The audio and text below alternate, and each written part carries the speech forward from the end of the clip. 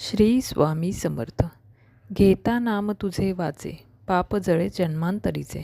करिता सेवा भक्ती भावे, तुझी कृपा दृष्टी लाभे. कथा ही स्वामी कृपेची. घरातील ताणतणावामुळे आलेले नैराश्य व मानसिक अस्थैर्य घालवण्यासाठी एका परिचितांच्या सल्ल्याने स्वामींच्या पोथीचे वाचन सुरू केले. त्यानंतर सुमारे 5-6 महिन्यातच मला एक दिव्य अनुभव आला. होळी पौर्णिमेला रात्री नेहमीप्रमाणे पोथी वाचली.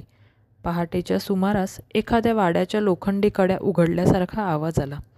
एक दिव्य शक्ती आमच्या घराच्या एका खिडकीतून आत येऊन माझ्या शरीरात प्रवेशली. तसेच माझ्या पायात प्रचंड वेदना होऊ लागल्या. मी स्वामींचा जप सुरू केला.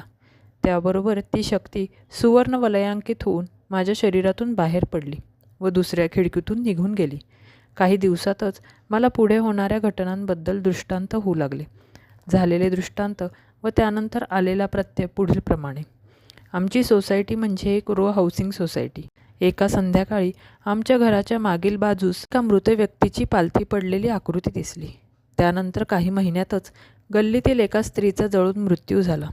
एके दिवशी स्वामींची पोथी वाचत असताना एका दुचाकी स्वाराने एका व्यक्तीला धडक दिल्याचे दिसले व ती व्यक्ती रस्त्यावर फेकली गेली असेही दिसले. त्यावेळी काय विचार चालू होते ते आठवत नाही, पण माझ्या मुलीला धोका असल्याचे जाणवले. संध्याकाळी मुलगी परत आल्यावर तिला दिसलेल्या दृश्यांबद्दल माहिती दिली व अशी काही घटना घडली का अशी विचारणा केली. त्यावेळी तिने सांगितले की दुपारी मैत्रिणीकडून कॉलेजमध्ये जाताना शास्त्री रस्त्यावर एक दुचाकीस्वार सिग्नल तोडून वेगाने पुढे जात असताना तिला धडक बसणार होती, पण ती वेळीच बाजूला झाल्याने पुढील अनर्थ टळला. ही स्वामींचीच कृपा. श्री स्वामी समर्थ. जय जय स्वामी समर्थ.